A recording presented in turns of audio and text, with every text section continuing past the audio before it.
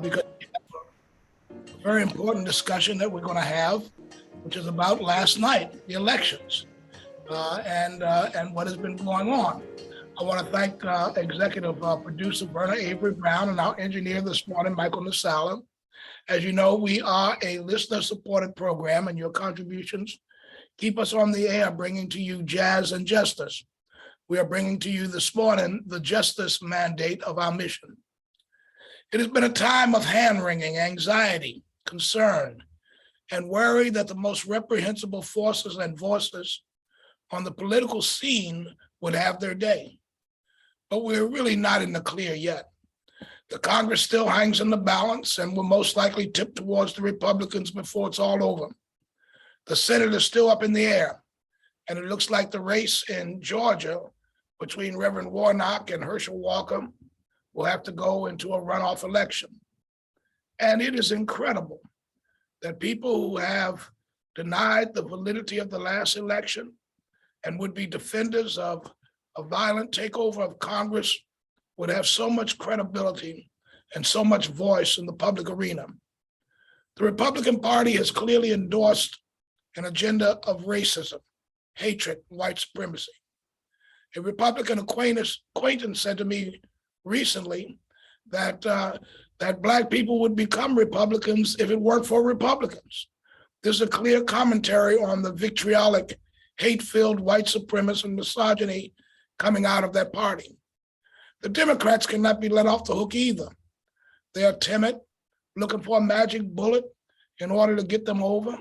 And they thought that abortion and the overturning of Roe versus Wade was that magic bullet that would drive people to the polls. They instead did not discuss the economy, racial, economic disparity, crime, racial injustice, and how we boldly make the lives of families better and stronger. Nationally, the country is still in a bad place politically and racially. We have with us today in our program Reverend William Lamar IV, who is the pastor of the historic Metropolitan African Methodist Episcopal Church in Washington, D.C. He is also co-chair of the Washington Interfaith Network. And along with him, we have Terry Lynch, who is the executive director of the Downtown Cluster of Congregations, and has been a fixture in the Washington, D.C. political scene.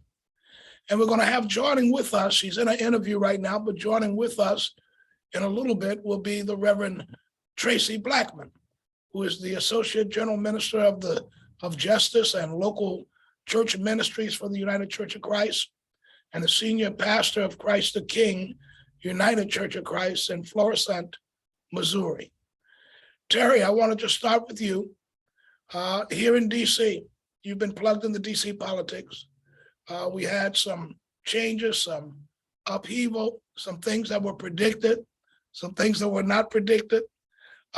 Give us an analysis of what you have seen on this scene. You got to unmute yourself, I think.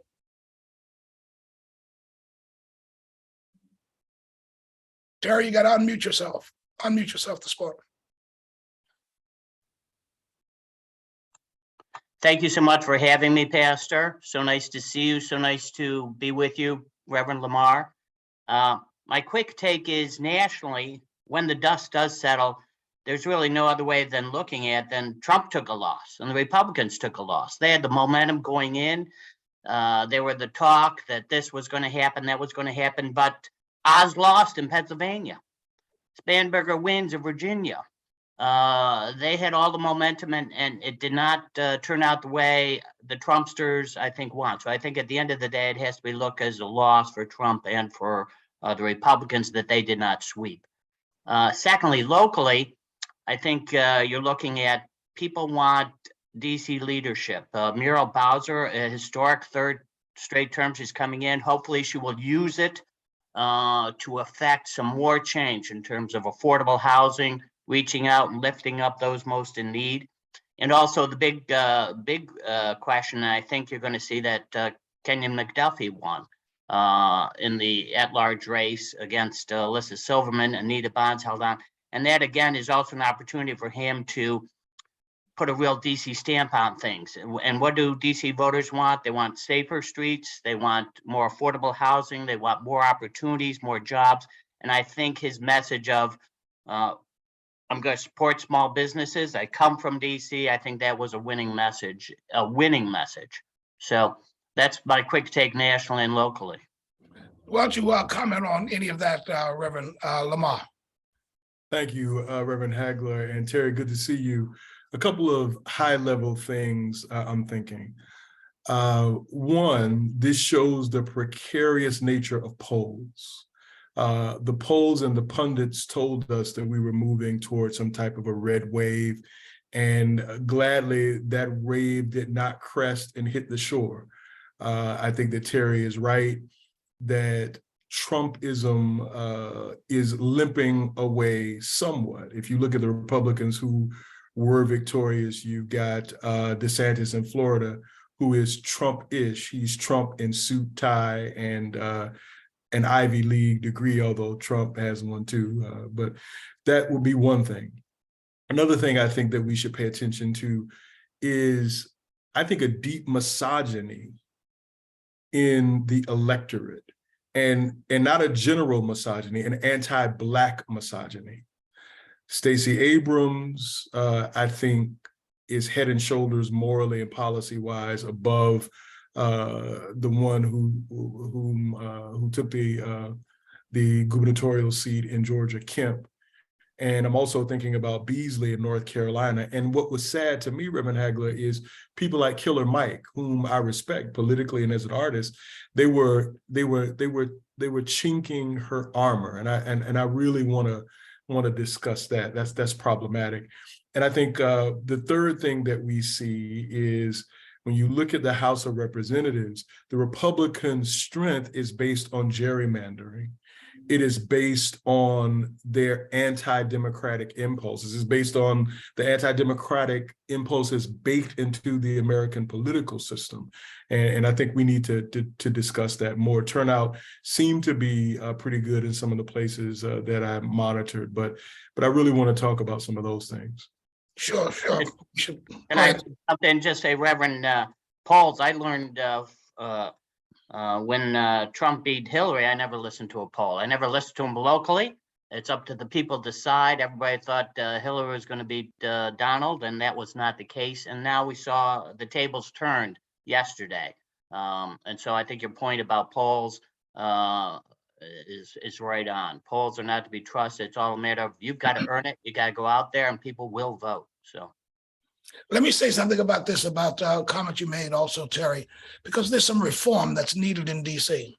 Oh, yeah. Such as how can you be a Democrat one moment and switch to be an independent the next moment, and bring along a Democratic base to overpower an independent base. The issue is, if folk are independent, they need to be independent. If folk are Democratic, they need to be Democratic. And I strongly believe we need open primaries in the District of Columbia, because we got people who are independent who are denied the right to vote in the primary. And in a city, in a place where we clamor for the right to vote, how dare we deny people who don't want to be taken for granted by any party the right to vote? What are your comments around that? All good points as always from the Reverend Hagler. The gamesmanship of are you Democrat or independent, that's been played so many times. David Catania, Republican as an independent, please. Everybody knows what the reality is in these situations. I'm a lifelong Democrat, voted for Anita Bonds, of course, with my first vote yesterday. And I think most of the other Democrats, we'll see at the end of the day, they voted for someone who, while it's an independent, really is Democrat. The game's been played a long time. Mm-hmm. What I'm just hopeful for is that, per your comments earlier, that Democrats, both locally and nationally, will be aggressive, not on the defensive. Go hard after. We deserve statehood. DC residents deserve to be free and have a vote. The mayor and Kenyon should be all over that issue. That's the economy, all the good things, the president's efforts with regards to coronavirus. He was way ahead of the Republicans in Trump. So I would second your point that Democrats need to stay on the offensive, be proud of what they've accomplished, and keep fighting for the right thing and the just thing, much as Reverend Lamar pointed out as well. I'm excited. We're joined by Reverend Traci Blackmon of the United Church of Christ. And Reverend Blackmon, you've been down in Georgia, is that correct? No, I couldn't make it to Georgia. Okay. So I stayed in Missouri for this one. You stayed in Missouri. We've been talking about an analysis of what went on nationally last night and what are the implications. And Reverend Lamar and Terry Lynch from the downtown cluster of congregations, Reverend Lamar from the Metropolitan AME Church have been sharing their perspective. Why don't you share your perspective with us? Well, thank you very much for this invitation to join everyone. I'm grateful for the opportunity, and I'm still deciphering what happened last night, but I'm grateful that what people predicted would happen did not happen, that there was not a landslide. And I think there is a lot of information that we can gain from the victories won and the places where there was challenge. Not necessarily, I don't want to put it in the framework, though it easily could happen, of challenge between political parties, but challenge between principles and what kind of America we want to live in is where I want to leave my focus. There were a couple of things that were very clear to me. That this is not necessarily, as we have often in progressive realms tried to frame it, this is not decisions that are being made by people who don't know better. It is an intentional decision to say, we want a different kind of America, and we want one that doesn't represent everyone. And we have large swaths of people, states that are doing that. I was so surprised that there were even as many victories as they were, given the situations that are before us. I mean, abortion was not enough to make it happen. The overturning of Roe v. Wade was not enough to make it happen. The attacks against our trans youth were not enough to make it happen. The attacks against voting rights are not enough to make it happen. The blatant lies that have been told about the fraud in our election process that has been proven over and over again to not be true was not enough to make it happen. So at some point we have to accept the fact that there is an intentionality about what is happening. Many of us have known that for a long time, and we need to shift our game plan toward addressing that intentionality. I want to give a shout out to Gen Zers, because so often we say that they don't show up to vote, and they saved our behind this year. So I want to give a shout out to Gen Zers in particularly. I am glad that we held where we held. I'm holding my breath in Georgia for that Senate race. And I am challenged and troubled and fired up about the places that we lost and what it means. I also think that this should destabilize the momentum around returning presidents. And I'm grateful for that, though I know that there will be accusations of fraud in this election as they were in others. I hope that people see a break in that, especially the media, who continues to help promote the fabrications that are going on.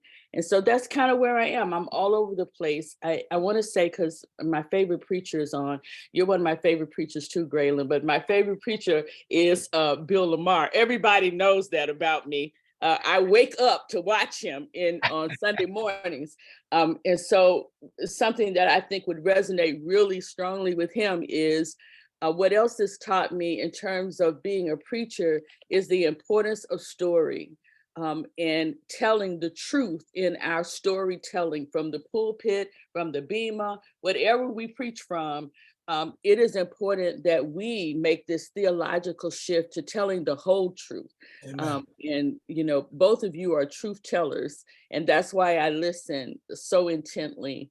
I always get something new out of the text, even out of scriptural texts. If we tell the whole story in the scripture, I think we'd be in better position in this state and in this country. If I could say, I want to say amen, Reverend. At the same time, the way I'm going to look at this morning is instead of the glass half empty, I'm looking at it as half full. I remember it was 2 years ago this month that Proud Boys and others came to DC and attacked Reverend Lamar's church, destroyed Black Lives Matter signs 2 years ago. Well, the tables have been turned. Trumpism, as I see it, is in the retreat at the moment. Is there work to be done? Absolutely. But I'm looking at the glass today as half full. Can we always look at it half empty? Always. Is there more work to be done? Yes. I'm afraid I have to go, but I want to say thank you all so much for inviting me, and let's keep tilling those fields. Thank you for being here, Terry. I know you had to go to an appointment, but I'm glad you stopped by. The dentist. Ouch. All right.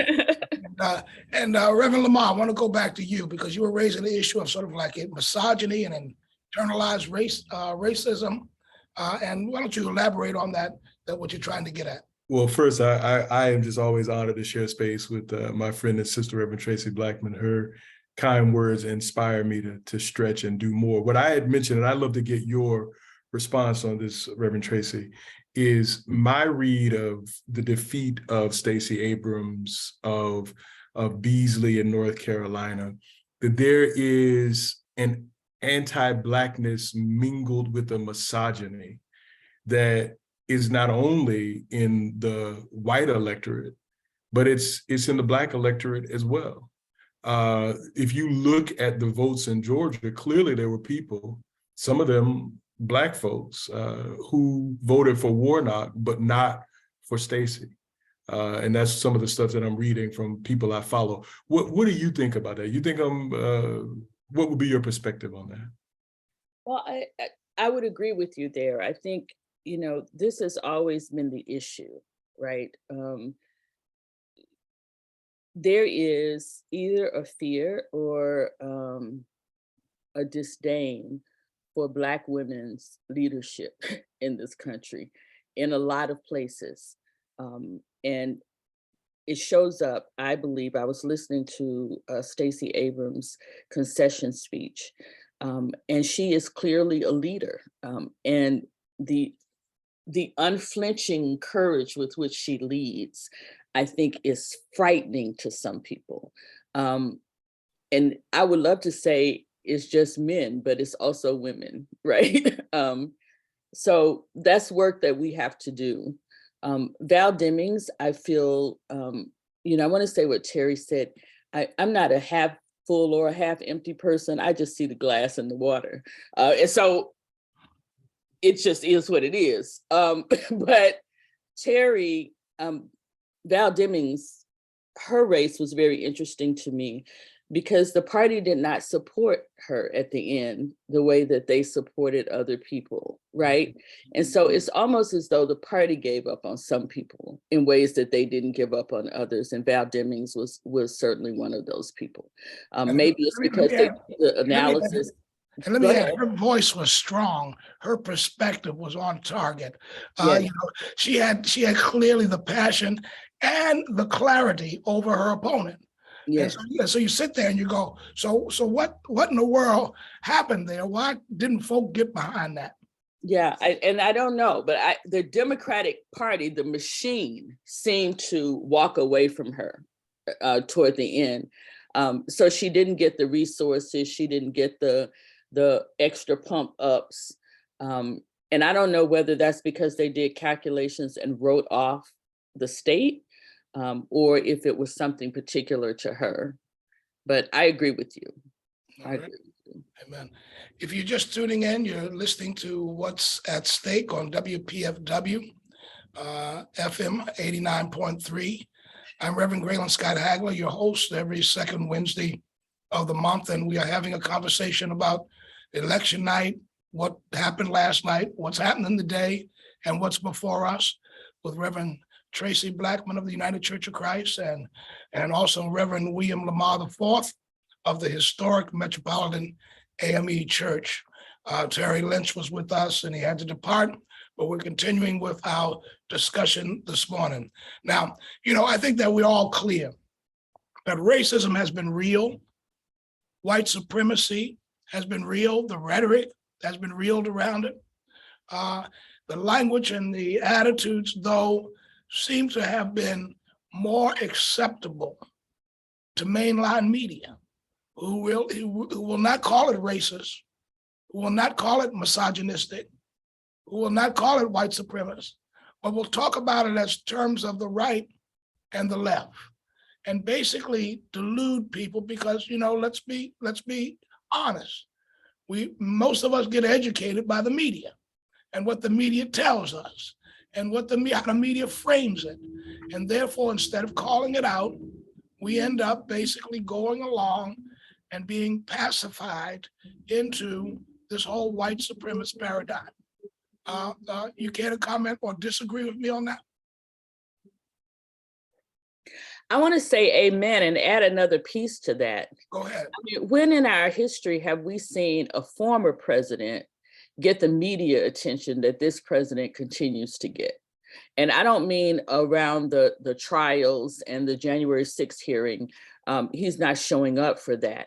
But it is as though, his coverage is pretty close to what the current president gets, right?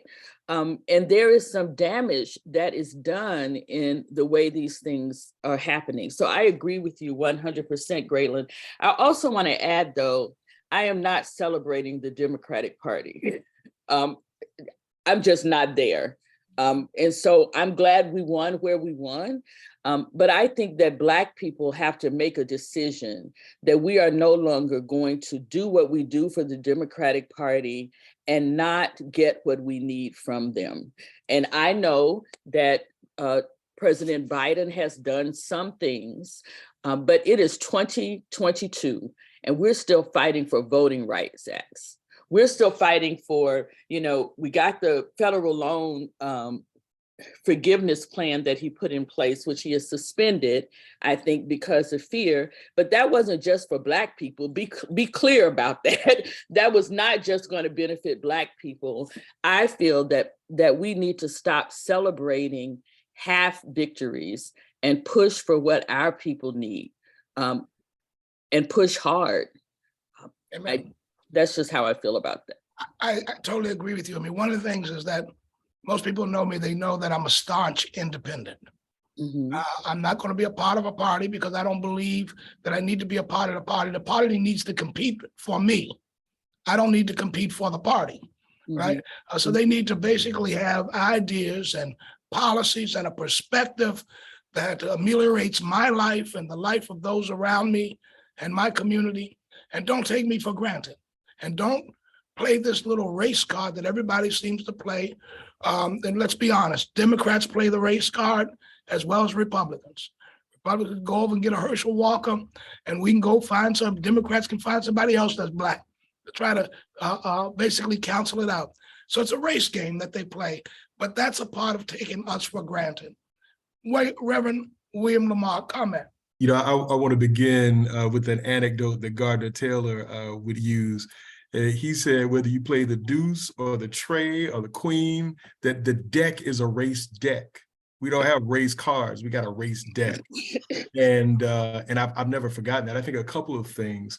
I completely agree with both of you. I think that the Democratic Party is hijacked by a neoliberalism that in no wise will critique the excesses of extractive capitalism. Wow. Until we start having that conversation, then Democrats are not serious. And it is a corporate party. And so you've got corporate power leading from the left, and you've got corporate power leading from the right. And we do have to do something different. And a friend of mine sent a message today about how the Black church is complicit because we are not offering a counter vision of how we order ourselves economically, how we order ourselves relationally and socially. Another thing I want to lift up, I was in a space with a very prominent kind of Democratic operative recently, and they wanted to talk about surface stuff. And I said, no, man, let's get to the iceberg that's underneath the ocean. You all won't fight to make this system democratic. So let's talk about the fact they say that the Senate is the greatest deliberative body in the world. It is not. The Senate is the most anti-democratic body. The way that it is founded, for every state to have 2 representatives is a democratic anathema. And the Senate is where democracy goes to die. Amen. America is afraid of one person, one vote. It is codified to keep us from one person, one vote. Look at the US House of Representatives. Democrats represent, depending on who you read, 50 to 65 million more people than the Republicans, but you pretty much got a split House. They are afraid. James Madison said the purpose of the Senate is to protect the minority of the opulent from the people. Right. They were afraid of land reform. They were afraid of Shays' Rebellion. They were afraid of us building coalitions to realize, wait a minute, we're all getting screwed by the same tool.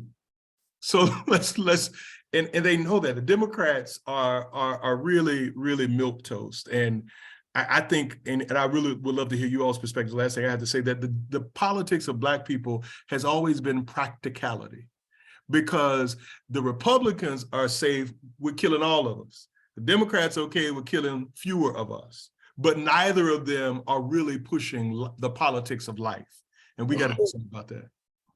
I want to say this to my audience. This is what happens when you bring serious theologians on to have such a discussion, is that folks want to go to the right or the left, and really basically theologians create a whole nother vision, an alternative vision of what the realities are and the way we should be viewing them. This is not the Christian nationalism you're hearing from the right wing in this country, the Abbotts and the DeSantis and the Franklin Grahams, who are preaching hatred in the form of Christianity. These are real theologians, and I'm just so thankful that you're sharing with us your perspective this morning. We're going to take a short break because we're going to have a community calendar that will be lifted up for announcements, and we'll be back in just a minute. And we're going to invite some callers to come and join with us in the discussion at 202-588-0893, 202-588-0893. We'll have our community announcements at this time. Michael, you there? Ladies and gentlemen, I have good news, a free shred event just for you. We've been working from home for some time now, and we have probably collected a ton of sensitive documents that we need to securely destroy. We have a remedy. Bring your documents down to Ben's Chili Bowl at 1213 U Street, Northwest Washington, D.C. for a free community shred day. And it's Bushy, Priority One Shredding, Ben's Chili Bowl, and WPFW, who have partnered to make this event happen. We all understand how important it is to protect your identity and personal information in this digital age that we live in. So guess what? We want you to come on down Saturday, November the 19th from 11 a.m. to 2 p.m. Participants are limited to 4 standard size bags or 4 small to medium sized boxes. All right, let me say that again. 4 standard size bags or 4 small to medium boxes. Paper only, please. Okay, paper clips and staples are fine, but everything else is not permitted. All right. For more information on this, simply go to BobbyRocks.com. Once again, that's BobbyRocks.com. BobbyRox.com for the free drive-through community shred day, November 19th at Ben's Chili Bowl on U Street, Northwest Washington, D.C. If you're just tuning in, you're listening to What's at Stake on WPFW 89.3 FM. I'm Reverend Graylin Scott Hagler, your host every second Wednesday of the month, and we have with us the Reverend William Lamar IV, pastor of the historic Metropolitan AME Church, and Reverend Traci Blackmon of the United Church of Christ. And I understand, am I right? We have a caller on the line. Is that correct? Good morning. Why don't you join with us in our discussion, caller? Good morning. Can you hear me? Yes, we can.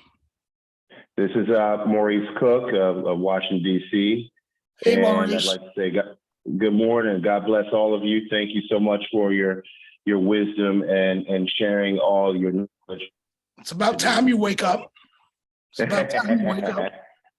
Thank you. Thank you. I want to say I heard something very wise this morning. Republicans depend upon low turnout of voters to be able to sustain power. And I also wanted to point out that in Washington, D.C., Democrats depend upon low turnout to sustain power. And it's just a juxtaposition of where we are locally in Washington, D.C. With the polling so far, it looks like only between 20 and 25% of the electorate actually turned out to support their candidates. And that is a far cry from a progressive Democratic city. And so when people think about the progressiveness of Washington, D.C. and the leadership of Democrats, remember what they do have in common with the national Republicans is that they depend upon low turnout to sustain power. Thank you, Maurice. I'm glad you. Can I jump in really quickly? Yeah, comment, sure. Very quick. And this feels like a third rail, but it need not be. I appreciate the caller. We cannot confuse the politics of representation and presence with Black politics. So Frederick, I think his name is Wilson, I can't remember his last name, but he's a political scientist. He wrote a book called The Price of the Ticket. I recommend it to you all. His argument is that Black people traded Black politics for the cosmetics of Black people in the Democratic Party. And that we traded that, and again, not to beat up on Jesse Jackson, but his argument is that Jesse Jackson is the figure that coalesces Black politics with Democratic politics, right? And that Black people then begin to think, here is a Black person, therefore they represent us. We have to kill that beast. I don't care what color you are. If you are not representing policies that are for the good of the masses, then I cannot support you because you are Black. Because my grandmama said, everybody your color ain't your kind. Amen. And we got to be clear. What's the name of that book again? The Price of the Ticket. The author's first name is Frederick. So he talked about how Black people really traded Black politics to elect Obama, and have his argument, I think if I'm remembering, we've heretofore abandoned Black politics for the politics of being present, for the politics of somebody being Black, and that's not the same thing. We have some callers on the line. I want to go to the caller so we can get the next one in. Good morning. It's good to have you on What's at Stake. Good morning. Can you hear me? Yes, we can. Okay. Great program. Thank you. I just wanted to say that President Obama didn't put the student loan forgiveness program on hold. It was the Federal Appeal Court that did put a temporary administrative hold on it due to challenges to it, which is why it was really important, or it's very important, that we get the Senate, the Democrats continue to keep the Senate and the House of Representatives so that we can strengthen this, because it was an executive order. It wasn't something that was legislated, right? So, but there are challenges to it. And he's still accepting the administration is encouraging people to submit the application. So they're still taking applications while the courts have put this on hold. And so we hope and pray that, the administration wins these cases so that we can, this program can move forward. And then eventually, we could legislate it, right? That it becomes law and not an administrative action. Thank you for your Thank comment. you for that correction. Thank you very much. Go ahead, Reverend Blackmon. I was just saying thank you for that correction. I did want to speak also about what Reverend Lamar was just talking about. I'm not familiar with that book, but have long been lamenting personally the representation of Black people in government, in our quote unquote social justice institutions. All of it we need to rethink. When the leadership of our justice organizations lose touch with people on the ground, then they are just talking heads as well. And so really, it's a call to action for us that's been there a long time. And young people have been crying it louder than we have recently. Right. But it is a retooling that we need within our own community, calling ourselves to account and how we're going to be represented going forward. I want to ask this. Do you remember when Obama was elected, Obama basically thanked the movement that elected him and basically said, go home now, it's time to govern. Do y'all remember that at all? Right? Basically, I don't remember that piece, but I remember that Obama was, I feel, let me own this, not the United Church of Christ. I feel that one thing Obama did was shift the narrative in such a way that allowed the country to treat the Black vote differently. Now, I may be wrong, and you all can challenge me about that. And the Black voice of protest differently. Yes. Because they had elected their Black person. Yeah. And therefore, any protest voice to what was going on was silenced in this country. And basically what I'm saying in that is that also the movement that brought Obama to office was dismissed. And that's also a problem in terms of pushing forth the kinds of agenda that we need to push forth. We have another call on the line. Good morning and welcome to What's at Stake on WPFW. Join the discussion. Good morning. Good morning. You talking to me? Yes, I am. Okay. I bear witness that there's one God, Jesus, who is the author and finisher of my faith, and that mouth, say, tongue is his messenger for government. And basically, I feel like revolution is the solution that basically, you know, we need scientific socialism and an ideology of struggle. And I've been voting ever since I've been eligible to vote, and I think, you know, like we have a long protracted struggle, but victory is certain. We do have a long struggle. Thank you very much for your comments. And we have another call on the line. Go ahead with your comments.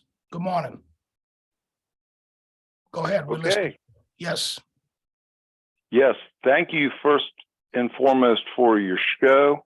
I am a huge fan of WPFW. I grew up in DC. I'm from Charlottesville, Virginia. We've seen what happened. It's good to have you. Yes. We've seen what happened here with everything.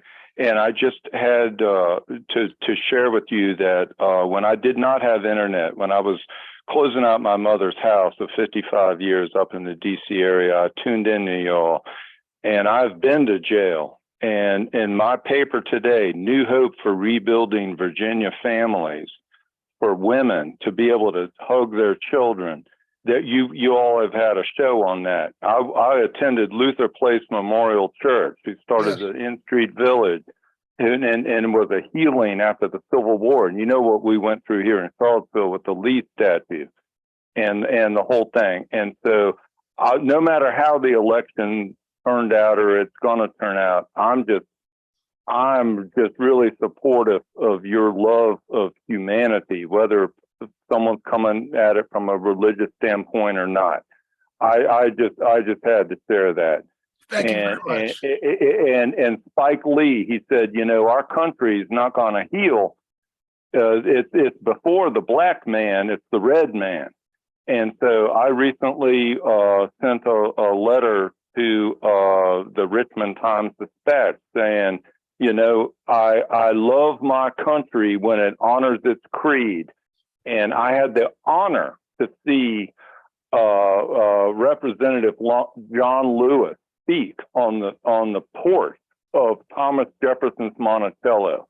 And he said, I stand here on the porch of a slaveholder without whom we could not have had Dr. Martin Luther King. Thank you, Paul. I wanted to cut you off because we got some other callers I got to get to, but I want to thank you for your comments. So that's just it. But you all are right. We got to deal with genocide and slavery, which I hate about my country. But the creed, I love my country. Thank you so much. Thank you very, very much. We still have another call on the line. Good morning. Welcome to What's at Stake on WPFW. Go ahead. Good morning, Reverend Hagler, Reverend Lamar, and Reverend Blackmon. Good morning.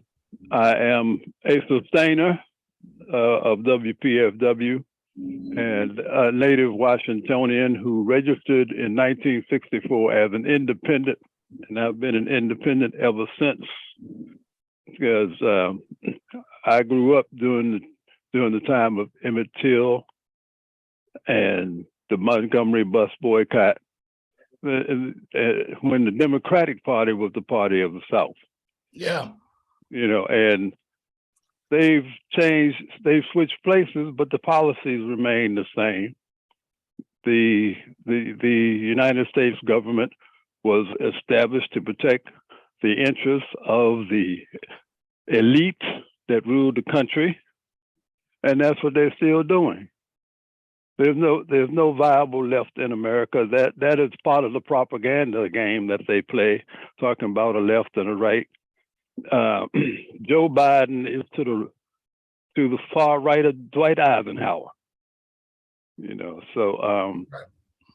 Well, thank you so much for your comments, and I just want to say that you're interjecting in the discussion critical race theory, right? That is the great boogeyman that's out there, right? I mean, that you might talk to kids about being gay, that you might share critical race theory in the classroom, all of this boogeyman stuff that's been created to basically get people off track and engaged in some type of distraction so that folks can run an agenda.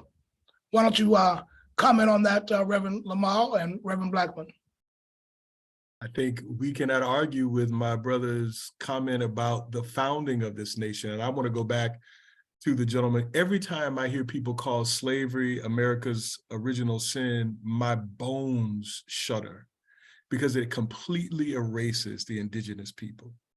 And I agree with that. I want no part of that. That erasure and settler colonialism of the indigenous people, plus the bringing of persons of African descent here to do labor that others did not want to do because they had the skill to do the labor. They were craftspeople, all that kind of stuff. But the brother is exactly right. And my argument is this system will not produce democratic results because it is not democratic. It is founded on the flawed democratic theory of Aristotle, who said, yeah, you can have democracy, but it excludes slaves and women. So from the foundation, they think it is okay to exclude people in the democratic process because they continue to carry forth the flawed Western theory of democracy that says you can't have no damn democracy if you exclude people. You can't call it that. You might have plutocracy, which we have. You might have oligarchy, which you may have. You may even have kakistocracy, which is government by the most ignorant people, which we seem to have sometimes. Let me say this, Hung Chow, who lost last night in Virginia, I heard him make a comment, and he was saying that he's fought against socialism and communism all his life. And now they're talking about equity, which is another word for communism and socialism. And I listen to that and I go, how perverted can you be in terms of understanding concepts and what is and what isn't? Reverend Blackmon, go ahead, comment. I'm reminded that a few years ago, I had the occasion to talk at length with Cardinal Turkson at the Vatican. And in that conversation, Reverend Lamar, I confess that I was in one of my long diatribes, and I used that phrase, America's original sin, racism. And Cardinal Turkson, who is from Ghana, held up his hand and stopped me. And he said, no, daughter, I need you to understand that the original sin in America is not racism. He said, the original sin in America is the original sin that is all over this world. And it is the white man's desire to be God. And I've never forgotten that. A part of the work that has to be done is the reclaiming and reframing of a narrative that makes racism the center instead of white dominance the problem. And so I agree with everything I've heard, but I share that with all humility because it was one of those moments that shifted me permanently, right? So yes, to all of those things. I'm watching, 200 candidates who denied that the election was real, the presidential election, have won their offices. And it says something about the need for us to recalibrate and reframe, and be bold enough to confront what is happening without trying to make excuses for it. So I agree 100%. But I did want to say that whole thing about racism being the founding here is problematic. And that was my come to Jesus moment. I'm Christian. That was my come to Jesus moment, sitting in the Vatican, in the inner offices of the Vatican, in a one-on-one with this man of African descent who said to me, "Don't you believe that? This is what the issue is." Amen. Amen. I think we have another caller on the line. I want to invite the caller to be joining the discussion. Good morning. Share with us your comments. Is that me? Yes, that's you. Good morning, Graylin. I'm really enjoying your show. This is Roger from Tacoma Park. I'm an old white guy, but I'm very much a lefty. And I just wanted to tell you that I think what the Democrats have to do is exactly what you're talking about. And I wanted to just say hi to Bill and Traci. I've been really enjoying what they said. And I wanted to just recommend real quick that if you are able to listen to the Democracy Now! Special last night, she had John Nicholson, Ralph Nader, and a couple of other people, progressive pundits, who really had some very similar and brilliant ideas about how we can do better and win in the future by dropping the whole neoliberal thing and realizing and accepting that most Americans in poll after poll are very much more progressive than the sort of mainstream Democratic neoliberals, and certainly far to the left of the Republican propaganda. So that's it. Thanks. Thank you very much. Thank you for your comments. Any comments in response to that? Michael, you said we got two more callers. Is that right? Yes, Rev. All right. I'm going to go to the next caller. Caller, you're on the air. Go ahead. Yes, thank you for taking my call. I'll be short as possible. What Black people are going to have to decide, what kind of America are we going to support? Are we going to support America that has a historical and recent history of genocide from slavery to Iraq, Syria, and the recent wars in Afghanistan? Or are we going to stand up and say to America, you are wrong, by refusing to support, by even as far as being not a part of the military occupation, military service, and because developing nations are watching us. What kind of America are we going to be? A people that has historically have stood against oppression, not, or we can just be selfish for ourselves, try to live well, and allow America to do things around the world in our name that are hidden. Great question, and we'll get to that in a second. I'm going to go to the next caller to get the caller done. We got one more caller on the line. Join us in discussion. Go ahead, caller. Thanks. Briefly, yes, everything that was said with regard to the indigenous population and racism throughout the globe. The other thing is, I totally agree with this last caller, how it is reframed that the only thing people need to be caring about is gas prices and food prices, when the reality, in my opinion, is that our military roaming around the world, spending billions and billions and billions of dollars, has everything to do with why there is no money to spend here. I'm gonna get off the air. Thank you so much. Thank you very much. We're almost out of time. Reverend Blackmon, why don't you give some parting comments, and then I want to say something before we go off, and then I want to go to you, Reverend Lamar. Go ahead. Go ahead, Reverend Blackmon. Thank you. Thank you for this discussion. It's really gotten my juices going early this morning. I'm in Central Time. I say Black people have battles to fight on every front. And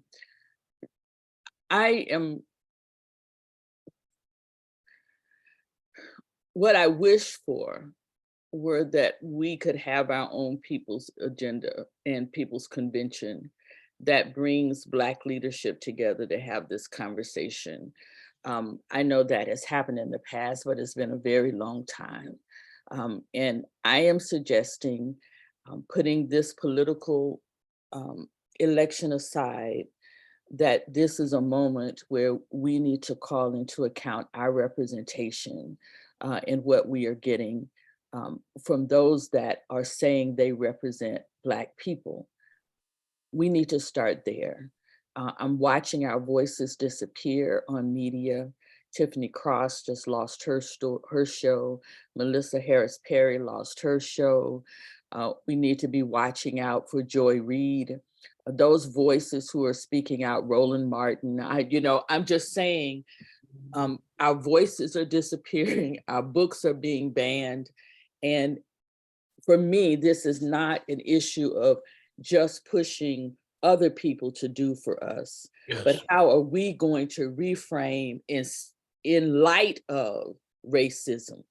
How are we going to reframe to make sure that our generations know our story and know the truth of that story, not just from a place of oppression, but from a place of resistance? All right. How are we going to do that? That is what I'm interested in. And we need to convene such a meeting, I think, particularly when you become President and General Minister of the United Church of Christ. Anyway, go ahead, brother.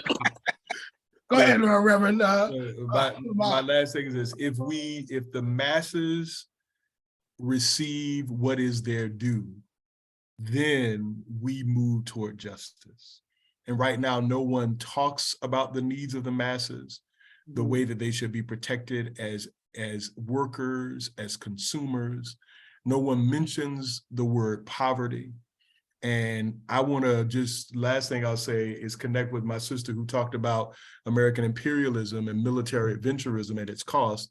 William Barber, a dear friend of us all, and I think the last statistics I read, that we spend 50 cents of every dollar on the war economy, at least 50 cents of every tax dollar.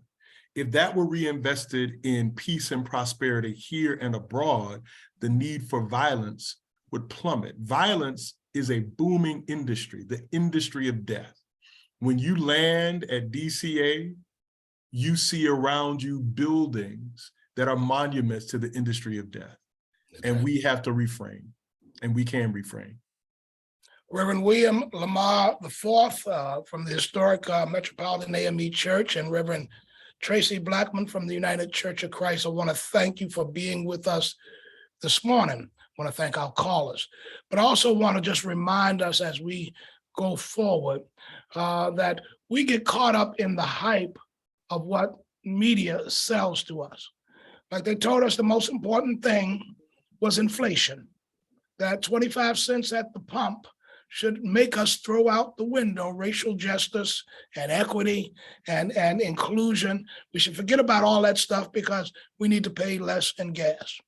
It helps us to avoid the type of money that we're spending in the Ukraine to fight a war over there, or the type of money that we spend in Israel to elect a new fascist right-wing government that's basically a remake of the old government, which is Netanyahu.